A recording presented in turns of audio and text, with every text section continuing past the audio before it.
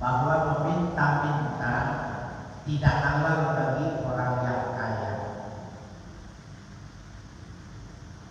Wala lidzimratin, tidak halal juga meminta-minta bagi mirrah. Apa itu ayat qawiyin sawiyin, orang yang kuat sempurna, tamil khalqi salimin, sempurna tubuhnya, salimin sehat, min mawani iktisabi, dari tidak adanya larangan atau tidak ada yang mencegah untuk bisa bekerja. Minta-minta aman. Jadi kalau kita lihat, kita minta-minta tubuhnya sehat, ya tubuhnya sehat, sebenarnya dia bisa bekerja, maka uang yang dia ambil dari pintu ke pintu itu hukumnya halal, tidak halal. Bahkan di daerah saya itu ada tempat, ya ada tempat ngekos, tukang minta-minta itu. Dia kalau lagi ngekos capek, siang tarik matahari, ternyata HP-nya itu Samsung-nya itu bagus. Ya, jadi dia senyum-senyum sambil main HP. Saya pengen pinjam sebenarnya, pengen lihat gitu. Sebab kalau dilihat tampilannya itu Samsung, bukan biasa. Ya, jadi tidak halal meminta-minta bagi orang kaya atau orang yang sempurna kekuatan tubuhnya, artinya sehat, ya selamat dan tidak ada yang tercegah untuk melakukan usaha. Illa lidzi faqrin mudqinin aisyadidin, kecuali orang yang miskin betul, ya memang sudah bekerja tetapi upahnya tidak memadai. Kita lihat di perkampungan itu upah nanam, upah panen tidak seberapa besarnya, dan anaknya banyak, tidak cukup. Nah, kalau mereka mau meminta itu diperbolehkan, ya. Jadi fakir mudqinin aisyadidin, ya, orang yang fakir betul-betul, ya. Al-mu'min mu'zi'in, atau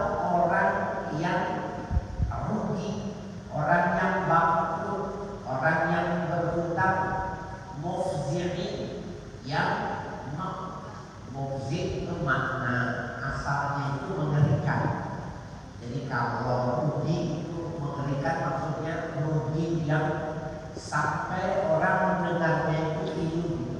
Kan ada orang kaya atau jatuh, kenapa? Ditipu dia. Dan biasanya kalau orang kaya ditipu, yang itu orang kepercayaan. Ya. Nah, dia boleh meminta-minta. Wa man sa'alan nasa liyusriya bihi mala, maka barang siapa yang meminta-minta kepada halayak ramai, yusriya bihi mala, agar supaya banyak, agar bisa terkumpul harta yang dia meminta-mintanya, karena humusyan fi wajhihi, maka cakaran di mukanya yaumal qiyamati pada hari kiamat, wa rafqan ayhijan ratan ahmadan, ya, rafqan ayhijan, ya, hijaratan batu-batu kerikil ahmadan yang panas, yang kuluhu min jahannam, akan dimakannya di neraka jahanam. Jadi mukanya itu hilang dagingnya, sementara ya beban-beban dimakan. Faman sya'a falyuksir, barang siapa yang mau perbanyaklah minta-minta, kata Nabi. Wa man sya'a falyuqil, barang siapa yang berkehendak, artinya tidak mau, maka sedikitkan, jangan lakukan. Nah, Bapak sekalian, di zaman Nabi itu ekonominya tidak seperti di zaman kita. Sangat prihatin sekali ya kehidupan di zaman Nabi, tapi Nabi tidak memperhitungkan, tidak mentolerir, tidak ditoleransi untuk meminta-minta, walaupun kehidupan begitu sangat susah. Bapak bisa bayangin apa sih yang bisa dikerjain di padang pasir, yang bisa dikerjain di padang pasir itu apa? Nanam saja tidak hidup, kecuali pepohonan yang berduri, dan memang Allah tanam, Allah berikan tumbuh dia di padang pasir untuk jadi makanan unta. Selain beternak, enggak ada lagi. Hidup yang susah enggak boleh sama Nabi meminta.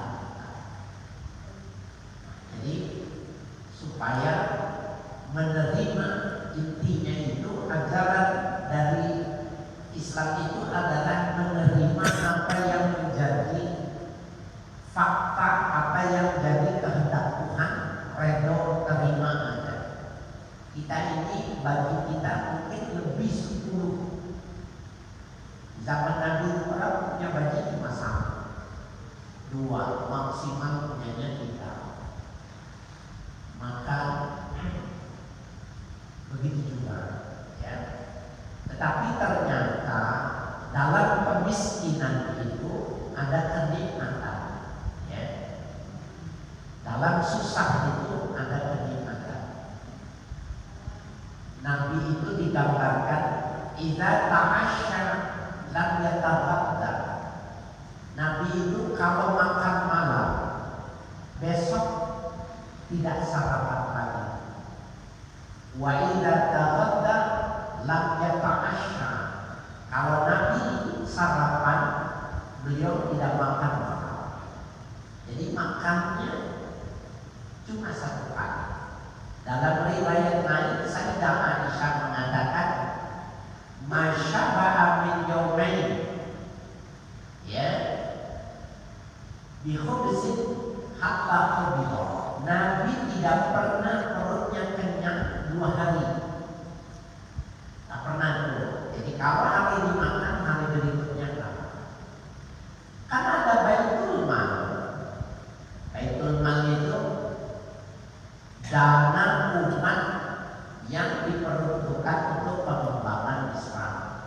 itu boleh ambilnya wal amilina alaiha, itu punya hak 1/8, boleh mengambil memanfaat. Bahkan Nabi sendiri itu dalam ghanimah mendapatkan khumus 1/5. Tapi Nabi tetap saja gaya hidupnya seperti itu, sederhana, makan sekali, ya. Nah, jadi ada kenikmatan dalam susah, ada kenikmatan dalam miskin, ya. Dalam lapar itu ada kenikmatan yang tidak bisa dirasakan oleh orang yang perutnya kenyang.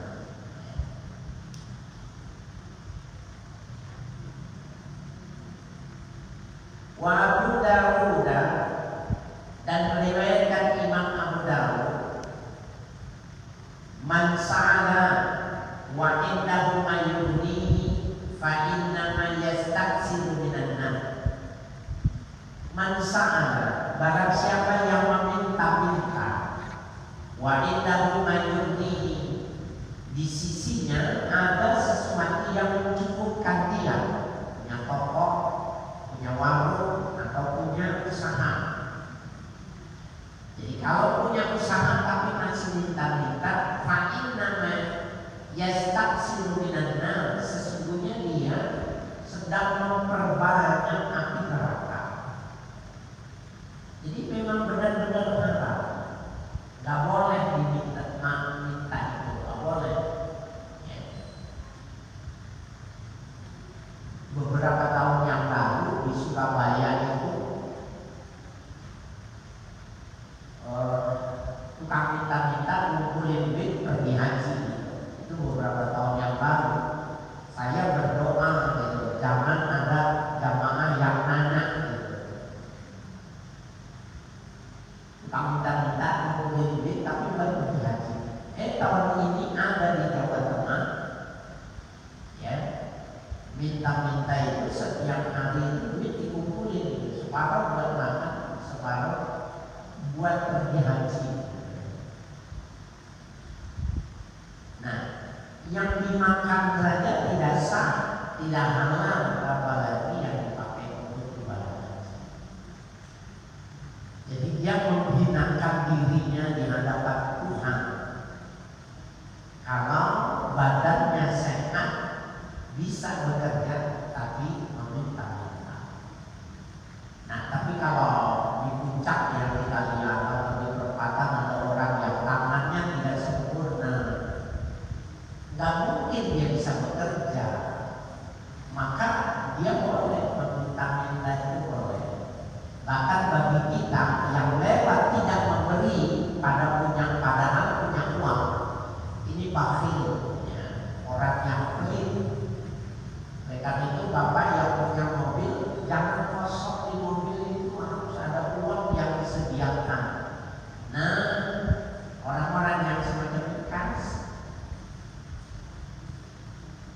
kalau mobil kita bagus, dia minta kita lewat aja, kaca pun tidak dibuka,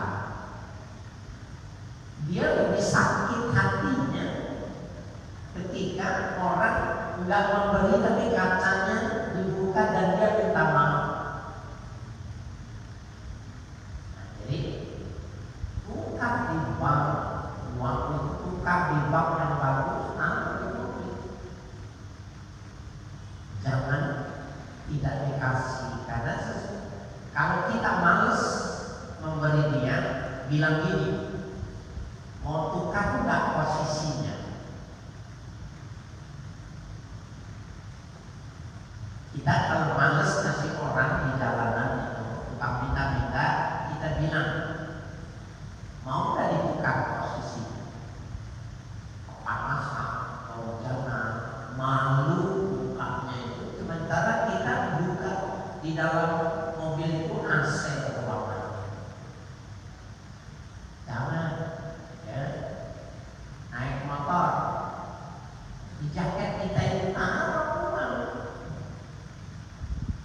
supaya kita bisa berbagi. Ya, ini penting nih. ini amalin untuk keseharian kita, maka bisa jadi salah satu dari mereka itu yang berdoa dan itu melahirkan keberkahan.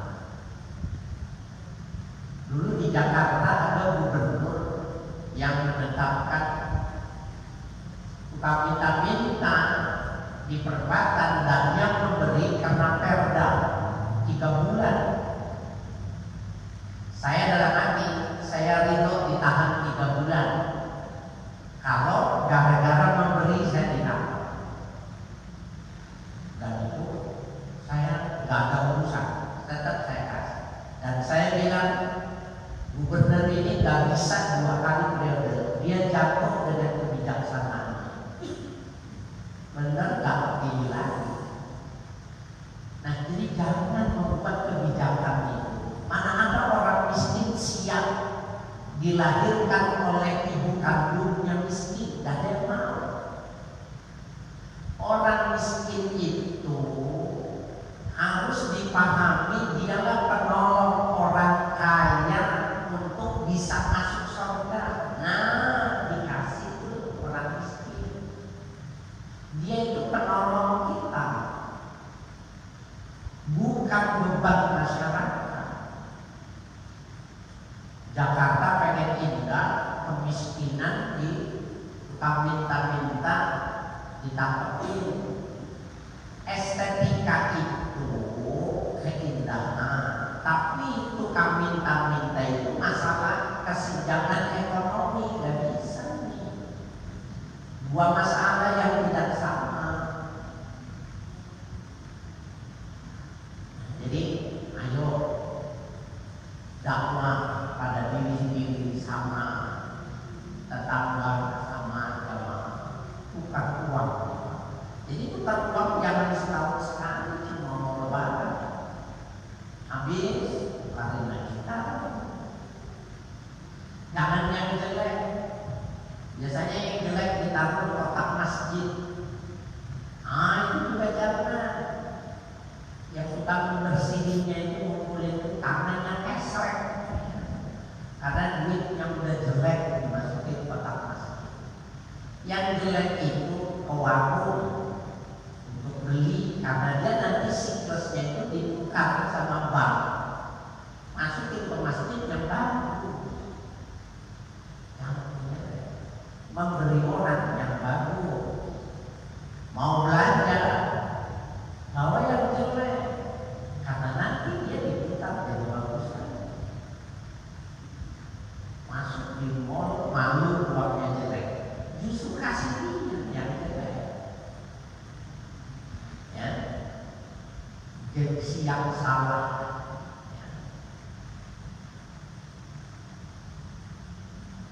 Qalu, ya, mereka para sahabat bertanya, wa mal waliyul ladzi la yanbaghi ma'ahu mas'am. Adakah ukuran kaya yang tidak siogianya pada dirinya itu sifat meminta-minta? Ukuran kaya itu apa yang gak boleh minta-minta? Apakah yang punya mobil? Qala, maka Nabi menjawab, qadar ma yuqaddihi wa yu'ashshi. Kadar seseorang bisa sarapan pagi dan bisa makan malam, itu namanya kaya. Sarapan, malam makan, ente kaya, gak boleh minta. Jadi bukan punya mobil, ya. Jadi bukannya hal-hal yang sifatnya sekunder. Kalau yang primer, dia sudah bisa makan pagi sore, sudah boleh. Dia disebutnya kaya. Yakni anaman wajada wadai yaumihi wa asya'an. Yang dimaksudkan orang yang mendapatinya, artinya memiliki wadai yaumihi, sarapan pagi harinya, wa asya'ahu, dan makan sorenya atau makan malamnya, yang harumu alaihi ayas ala sadaqatat tatawwu'i, haram baginya meminta-minta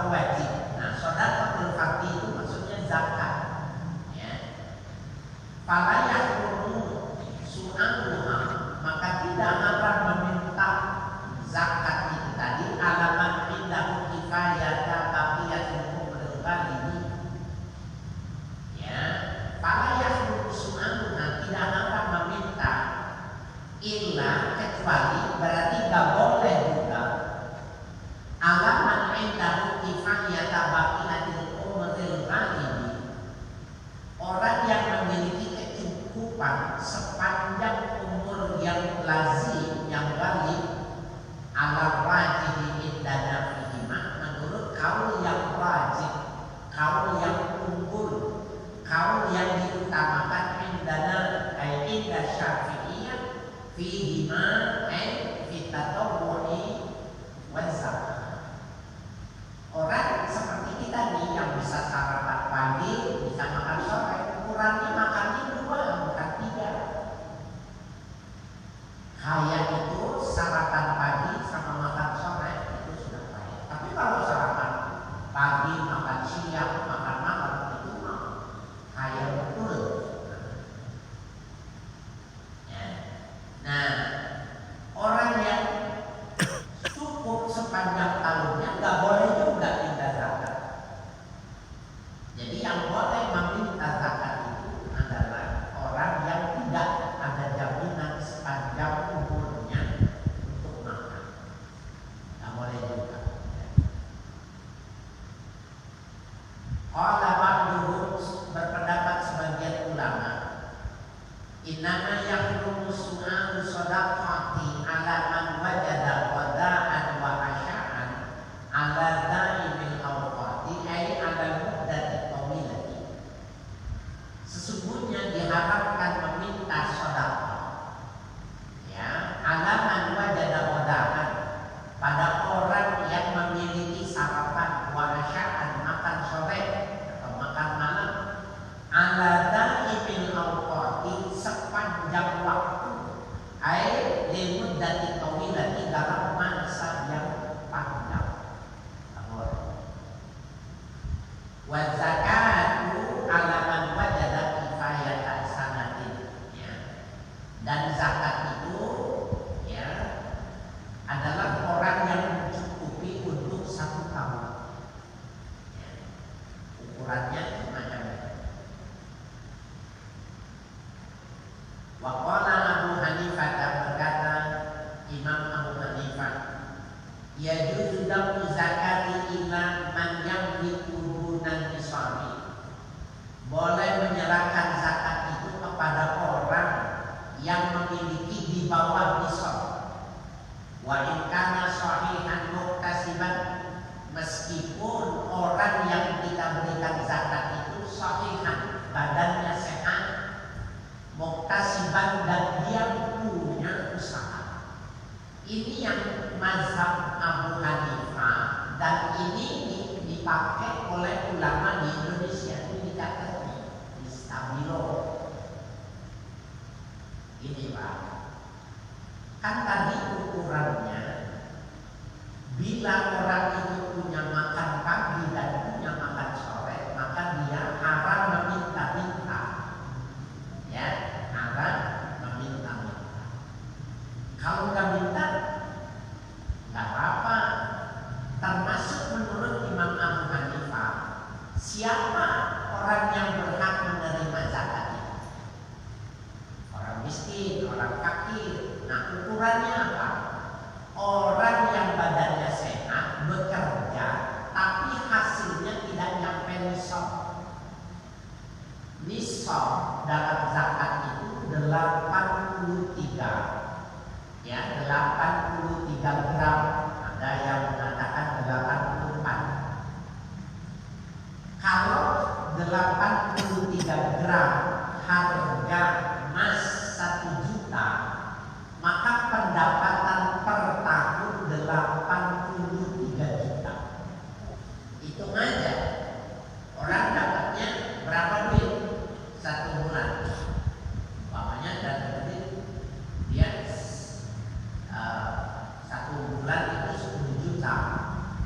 Nah, itu otomatis per tahunnya itu melebihi dari 80 juta.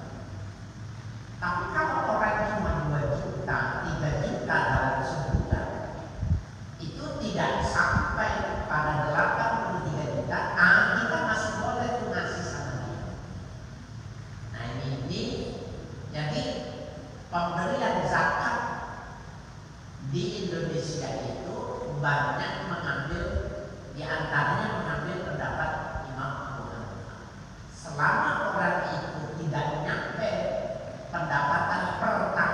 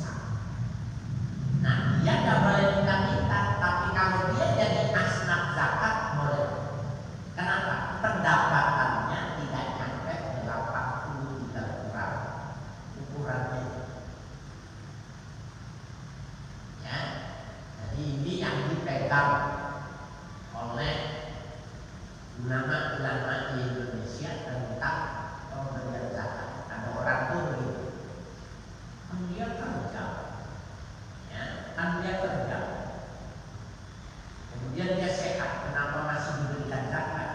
Itu aja, tanya aja pendapatan dia 1 bulan kali 12, kalau tidak sampai 13 masih boleh. Ya. Nah itu yang mesti diperhatikan. Jadi ya juzu daf'u zakati, boleh menyerahkan zakat ilaman yang dikudunan disobi, kepada orang yang memiliki harta gaji dunan disobi, di bawah nisab. Nah di bawah nisab itu 83 gram. Wa in kana sahihan muhtasiban, meskipun ya orang si mustahiknya itu sahihan, badannya sehat, muhtasiban, bekerja, punya gaji. Nah ini pembahasan tentang miskin. Tapi kalau pembahasan fisabilillah, fisabilillah itu orang yang berperang. Dulu perang angkat senjata, sekarang perang itu angkat pena. Guru-guru para masyayikh ini masuk asnaf zakat fisabilillah. Dia tidak berlaku nisab. Saya ulangi lagi, fisabilillah tidak berlaku nisab. Jadi ulama yang pengusaha mobilnya banyak masih boleh diserahkan zakat kepadanya, bukan karena kemiskinan, bukan karena kefakiran, tetapi karena profesinya fisabilillah. Ya, jadi beda itu ukuran kemiskinan dengan ukuran profesi fisabilillah.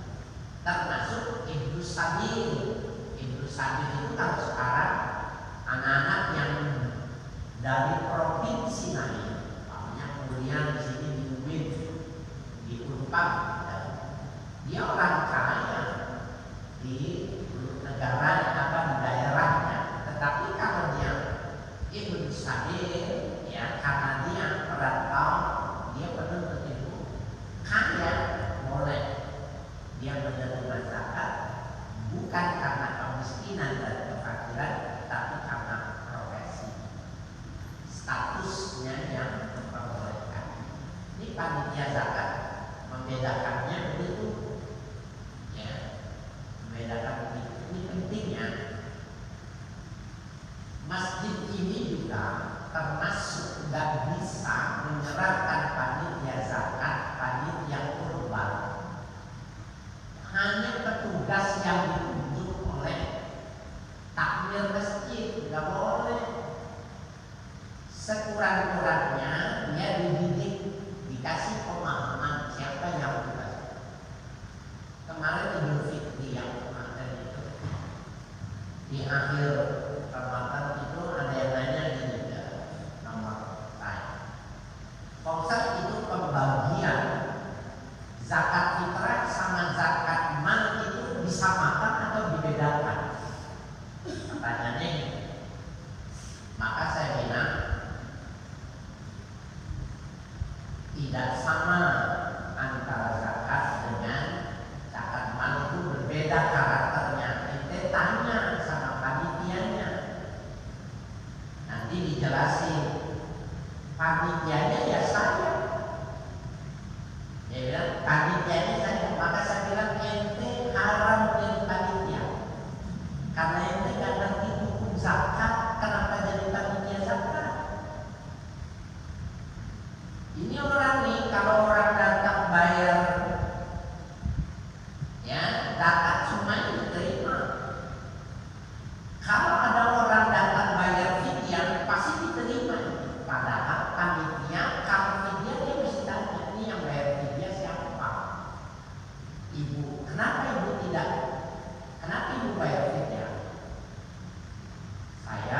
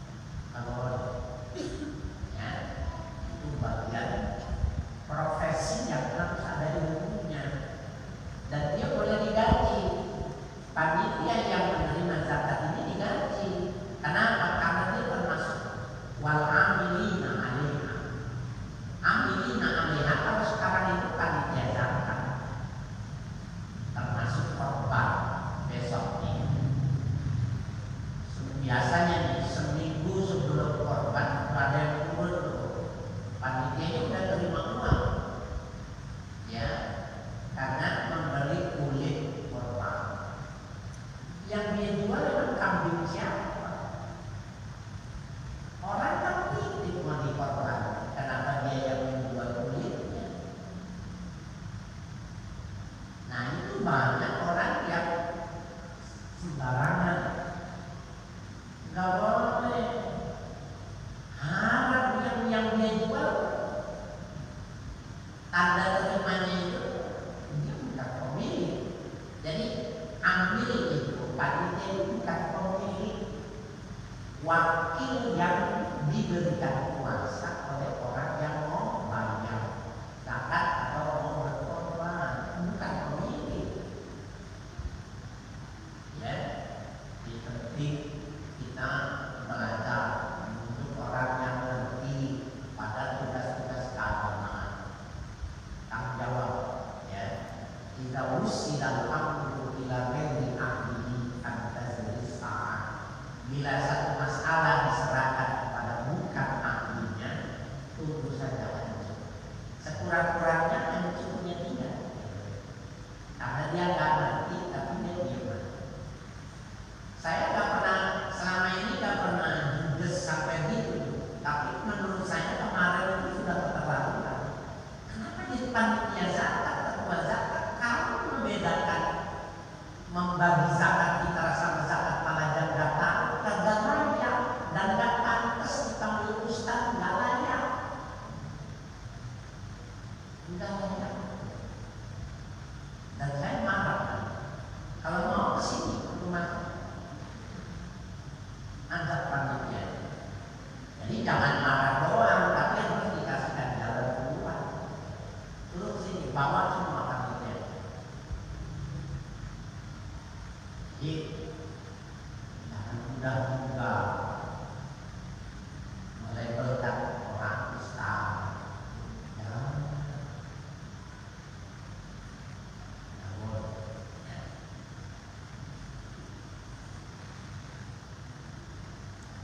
Berapa menit lagi?